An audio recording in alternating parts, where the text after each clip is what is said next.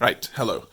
In this video, I'm just going to go over some of the questions from the Indices Consolidation Homework. From what I've seen, they've been answered fairly well, but since this homework goes over everything we've done so far in indices, it requires us to use all of these rules here. So I'm going to pick a couple of questions from each section, and let's go through those, and then if you're struggling with completing the homework or haven't yet done it, this should give you a wee hint and a wee helper for it. Okay, so these are our rules, and we're going to have to use all of these. Sometimes we're going to have to use more than one of them in the same question. Okay, but we have done all of these before, and you've all done really well at it, so there should be nothing to worry about. So let's start then with looking at some from question 1. So we will look at 1L, and that is s to the 7 over s to the 7. So we already know from our rules that if you have a power divide by power, that means take away. So that's going to be s to the 7 take away 7. 7 take away 7, that's 0. So we have s to the 0. And we know that anything to the power of 0 equals 1. So that is our answer there. Now let's look at question Q. Some of these get a little bit trickier. So here we've got a squared b cubed to the power of 5. We know that a power to a power means you times it, but we can't combine the a's and b's because they're different bases, so we have to treat them separately. So first we'll just deal with the a part. So that means we're going to have a to the 2 times 5. Then we'll deal with the b part, and we're going to have b to the 3 times 5. So our final answer then is going to be a to the 10, b to the 15. Question S. Here we've got k squared, and in brackets, k cubed plus k to the 5.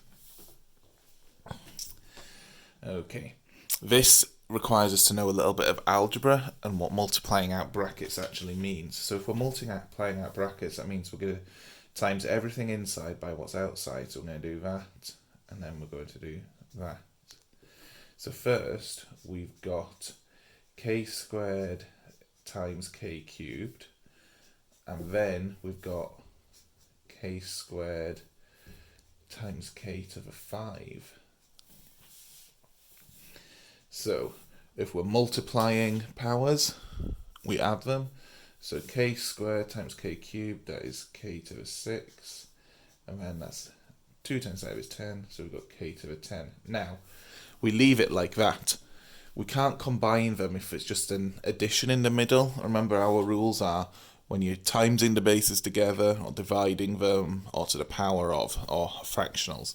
There's no rule for just adding them, so these are different things. So our final answer is k to the 6 plus k to the 10.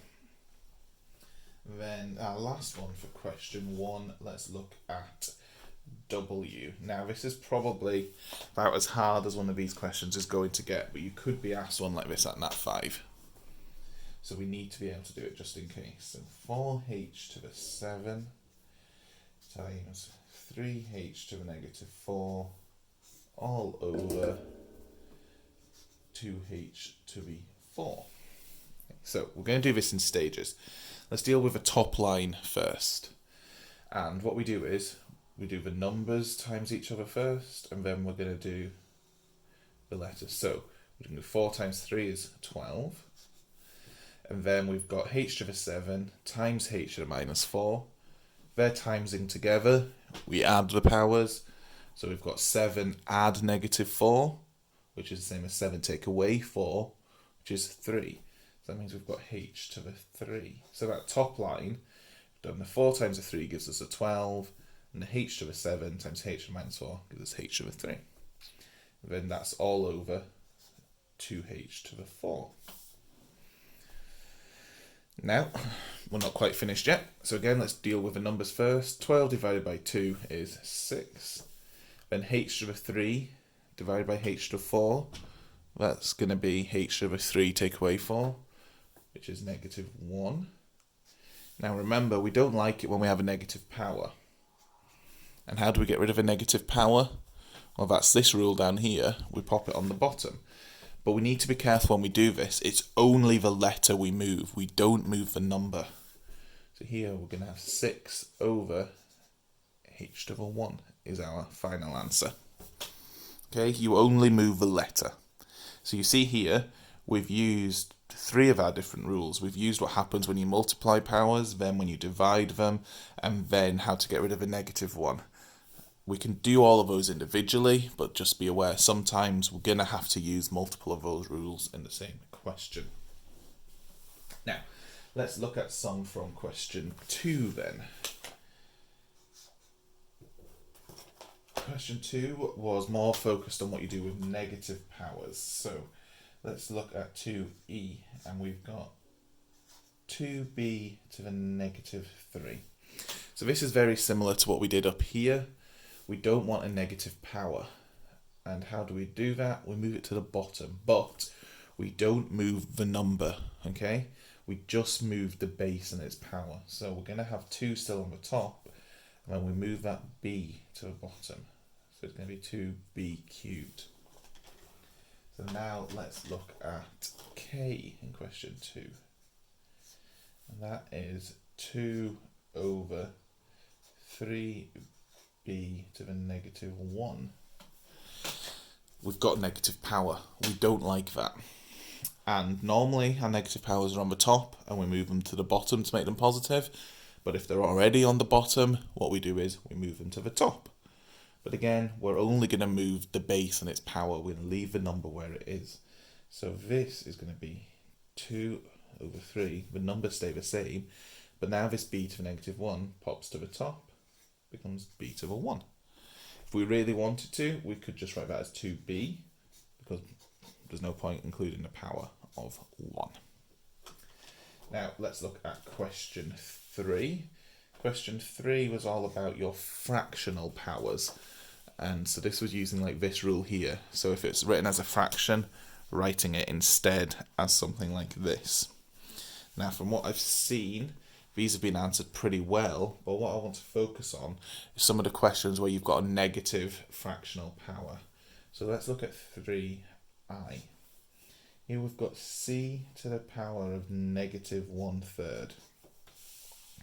We've got a fractional power, so we know we're going to have to do something with it, but we've got a negative power as well. So first we'll deal with a negative bit. And so what we do is we pop that on the bottom. We've got rid of a negative power. Now we can deal with the fractional bit. So that one on the top is going to stay the same. And remember, if we've got a fractional power, we can write that involving a root in some way. The base, that stays inside the root. Like up here, the a stays inside. The bottom part of your fraction, your denominator, that is what root it is. So if you've got a 3 here, that means the 3 goes out here. And whatever is on the top of your fraction, your numerator, that goes up here. Okay. Now, again, we don't really need to write that power of 1 because that means nothing. So then we've just got the cubed root of c is our final answer there. Now let's look at letter k from question 3. Here we've got m to the minus 2 over 3. Again, negative power, so let's deal with that first. And we do that by popping it on the bottom, so 1 over m to the 2/3. And again, we're going to use this same rule for what we do when we've got fractional powers. We'll know we're going to have a root, and we pop the base inside that. Easy so far. Then the bottom part of your fraction, that comes out here. And the top part of your fraction goes up there. Easy as that. That's your final answer for that one. 1 over the cubed root of m squared.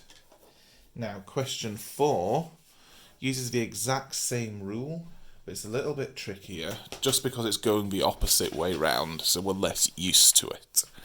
So for question 4, you start off with something like this, and it's asking you to go back to the fraction answer. So 4a gives you the square root of x. So what we're going to be doing is we're still using this rule, but we're going back the other way now. So we don't have a root sign anymore. Instead, we're going to have a fraction. And if you've just got a normal root like that with no numbers in it, that's the same as a square root, okay? So that means I've got no number here, so it must be a 1. So that's going to be a 1 on the top of my fraction. And the number outside, remember, is what goes on the bottom. So it becomes a 2. So the square root of x is the same as x to the half. Let's see that in action with one that looks a bit more like this. And let's look at question E from number 4. That tells us we've got the 4th root of x cubed.